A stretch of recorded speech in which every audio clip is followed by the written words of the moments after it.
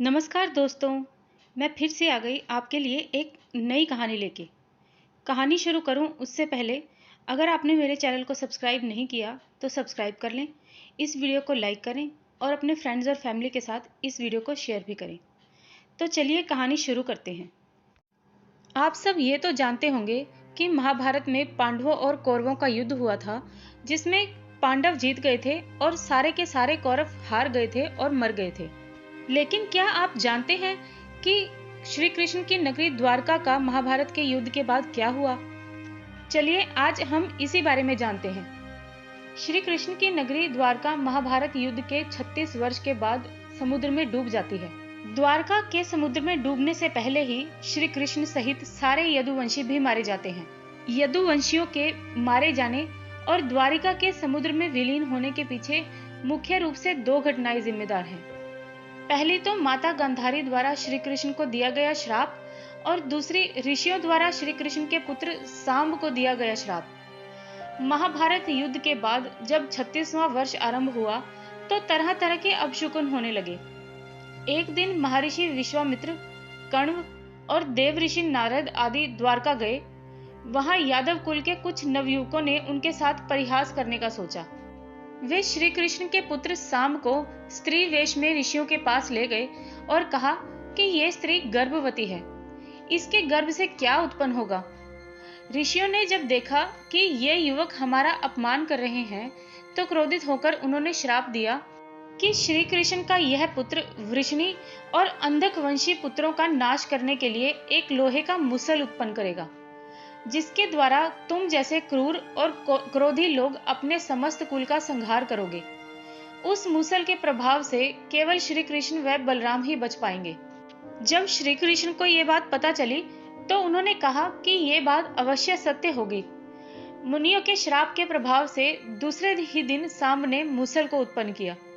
जब यह बात राजा उग्रसेन को पता चली तो उन्होंने उस मूसल को चुराकर समुद्र में डलवा दिया। इसके बाद राजा उग्रसेन व श्री कृष्ण के नगर में घोषणा कर दी गई कि आज से कोई भी वृषणी और अंधक वंशी अपने घर में मदिरा तैयार नहीं करेगा। जो भी व्यक्ति छिपकर मदिरा तैयार करेगा उसे मृत्यु दंड दिया जाएगा। घोषणा सुनकर द्वारका वासियों ने मदिरा नहीं बनाने का निश्चय किया। इसके बाद द्वारका में भयंकर अपशकुन होने लगे। प्रतिदिन आंधी चलने लगी। चूहे इतने बढ़ गए कि मार्गों पर मनुष्य से ज्यादा चूहे दिखाई देने लगे। वो चूहे रात में सोए हुए मनुष्यों के बाल और नाखून कुतर कर खा जाया करते थे। सारस उल्लुओं की और बकरे गीदड़ों की आवाज निकालने लगे। गायों के पेट से गधे, कुत्तियों के पेट से बिलाव और नेवलियों के गर्भ से चूहे पैदा होने लगे। उस समय यदुवंशियों को पाप करते हुए शर्म नहीं आती थी। जब श्री कृष्ण ने नगर में होते हुए इन अपशकुनों को देखा तो उन्होंने सोचा कि कौरवों की माता गंधारी का श्राप सत्य होने का समय आ गया है। इन अपशकुनों को देखकर तथा पक्ष के 13वें दिन अमावस्या का संयोग जानकर श्री कृष्ण काल की अवस्था पर विचार करने लगे। उन्होंने देखा कि इस समय वैसा ही योग बन रहा है जैसा महाभारत के युद्ध के समय बना था। गांधारी के श्राप को सत्य करने के उद्देश्य से श्री कृष्ण ने यदुवंशियों को तीर्थ यात्रा करने की आज्ञा दी। श्री कृष्ण की आज्ञा पाकर सभी राजवंशी समुद्र के तट पर प्रभास तीर्थ आकर निवास करने लगे। प्रभास तीर्थ में रहते हुए एक दिन जब अंधक और वृषणी वंशी आपस में बातचीत कर रहे थे, तभी सात्यकी ने आवेश में आकर कृतवर्मा का उपहास और अनादर कर दिया। कृतवर्मा ने भी कुछ ऐसे शब्द कहे कि सात्यकी को क्रोध आ गया और उसने कृतवर्मा का वध कर दिया। ये देखकर अंधक वंशियों ने सात्यकी को घेर लिया और हमला कर दिया। सात्यकी को अकेला देखकर श्री कृष्ण के पुत्र प्रद्युम्न उसे बचाने के लिए दौड़े। सात्यकी और प्रद्युम्न अकेले ही अंधक वंशियों से भिड़ गए, परंतु संख्या में अधिक होने के कारण वे अंधक वंशियों को पराजित नहीं कर पाए और अंत में उनके हाथों मारे गए। अपने पुत्र और सात्यकी की मृत्यु से क्रोधित होकर श्री कृष्ण ने एक मुट्ठी एरका घास उखाड़ ली और हाथ में आते ही वह घास वज्र के समान भयंकर लोहे का मूसल बन गई। उस मूसल से श्री कृष्ण सभी का वध करने लगे। जो कोई भी वह घास उखाड़ता वह भयंकर मूसल में बदल जाती। ऐसा ऋषियों के श्राप के कारण हो रहा था। उन मूसलों के एक ही प्रहार से प्राण निकल जाते थे। उस समय काल के प्रभाव से अंधक, भोज, शिनी और वृषणी वंश के वीर मूसलों से एक दूसरे का वध करने लगे। यदुवंशी भी आपस में लड़ते लड़ते मरने लगे। श्री कृष्ण के देखते ही देखते सांब, चारुदेशन, अनिरुद्ध और गद की मृत्यु हो गई।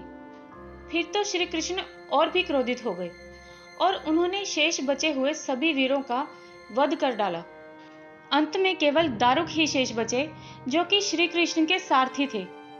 श्री कृष्ण ने दारुक से कहा कि तुम तुरंत हस्तिनापुर जाओ और अर्जुन को पूरी घटना बताकर द्वारका लेकर आओ। दारुक ने ऐसा ही किया। इसके बाद श्री कृष्ण बलराम को उसी स्थान पर रहने का कहकर द्वारका लौट आए। द्वारका आकर श्री कृष्ण ने पूरी घटना अपने पिता वासुदेव जी को बताई। यदुवंशियों के संहार की बात जानकर उन्हें भी बहुत दुख हुआ। श्री कृष्ण ने वासुदेव जी से कहा कि आप अर्जुन के आने तक स्त्रियों की रक्षा करें। इस समय बलराम जी वन में मेरी प्रतीक्षा कर रहे हैं, मैं उनसे मिलने जा रहा हूँ। जब श्री कृष्ण ने नगर में स्त्रियों का विलाप सुना तो उन्होंने उन्हें सांत्वना देते हुए शीघ्र ही अर्जुन द्वारका आने वाला है ऐसा कहा और कहा कि वो ही तुम्हारी रक्षा करेंगे। ये कहकर श्री कृष्ण जी बलराम जी से मिलने के लिए चल पड़े। वन में जाकर श्री कृष्ण ने देखा कि बलराम जी समाधि में लीन हैं। देखते ही देखते उनके मुख से सफेद रंग का बहुत बड़ा सांप निकला और समुद्र की ओर चला गया। उस सांप के हजारों मस्तक थे। समुद्र ने स्वयं प्रकट होकर भगवान शेषनाग का स्वागत किया। बलराम जी द्वारा देह त्यागने के बाद श्री कृष्ण जी उस सूने वन में विचार करते हुए घूमने लगे। घूमते घूमते वे एक स्थान पर बैठ गए और गंधारी द्वारा दिए गए श्राप के बारे में विचार करने लगे। देह त्याग करने की इच्छा से श्री कृष्ण ने अपनी इंद्रियों का संयमित किया और महायोग अर्थात समाधि की अवस्था में पृथ्वी पर लेट गए। जिस समय भगवान श्री कृष्ण समाधि में लीन थे, उसी समय जरा नाम का एक शिकारी हिरणों का शिकार करने के उद्देश्य से वहां आ गया। उसने हिरण समझकर दूर से ही श्री कृष्ण पर बाण चला दिया। बाण चलाने के बाद जब वह अपना शिकार पकड़ने के लिए आगे बढ़ा तो योग में स्थित भगवान श्री कृष्ण को देखकर उसे अपनी भूल पर पश्चाताप हुआ। तब श्री कृष्ण ने उसे आश्वासन दिया और अपने परम धाम के लिए चले गए। अंतरिक्ष में पहुंचने पर इंद्र, अश्विनी कुमार, रुद्र, आदित्य, वसु, मुनि आदि सभी भगवानों ने इनका स्वागत किया। इधर दारुक ने हस्तिनापुर जाकर यदुवंशियों के संहार की पूरी घटना पांडवों को बता दी। यह सुनकर पांडवों को बहुत शौक हुआ। अर्जुन तुरंत ही अपने मामा वसुदेव से मिलने के लिए द्वारका चल दिए। अर्जुन जब द्वारका पहुंचे तो वहां का दृश्य देखकर उन्हें बहुत दुख हुआ। श्री कृष्ण की सभी रानियां उन्हें देखकर रोने लगी और उन्हें रोता हुआ देखकर अर्जुन भी रोने लगे और श्री कृष्ण को याद करने लगे। के बाद अर्जुन वासुदेव जी से मिले। अर्जुन को देखकर वासुदेव जी बिलख बिलख कर रोने लगे। वासुदेव जी ने अर्जुन को श्री कृष्ण का संदेश सुनाते हुए कहा कि द्वारका शीघ्र ही समुद्र में डूबने वाली है, इसलिए तुम सभी नगरवासियों को अपने साथ ले जाओ। वासुदेव जी की बात सुनकर अर्जुन ने दारुक से सभी मंत्रियों को बुलाने के लिए कहा। मंत्रियों के आते ही अर्जुन ने कहा कि मैं सभी नगरवासियों को यहाँ से इंद्रप्रस्थ ले जाऊंगा, क्योंकि शीघ्र ही इस नगर को समुद्र डुबा देगा।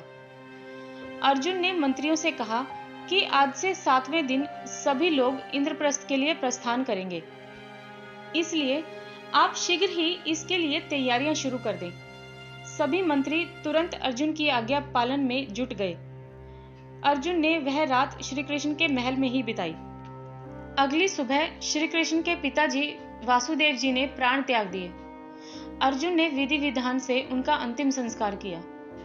वासुदेव जी की पत्नी देवकी, भद्रा, रोहिणी व मदिरा भी चिता पर बैठकर सती हो गई। इसके बाद अर्जुन ने प्रभास तीर्थ में मारे गए समस्त यदुवंशियों का भी अंतिम संस्कार किया। 7वें दिन अर्जुन श्री कृष्ण के परिजनों तथा नगरवासियों को साथ लेकर इंद्रप्रस्थ की ओर चल दिए। उन सभी के जाते ही द्वारका नगरी समुद्र में डूब गई। ये दृश्य देखकर सभी को बड़ा आश्चर्य हुआ। वो अपनी आंखों से समुद्र में डूबती हुई द्वारिका को देख रहे थे। मित्रों, आज की कहानी आपको कैसी लगी मुझे कमेंट बॉक्स में ज़रूर बताएं और मेरे चैनल को सब्सक्राइब करना ना भूलें। सब्सक्राइब करना बिल्कुल ही फ्री है। धन्यवाद।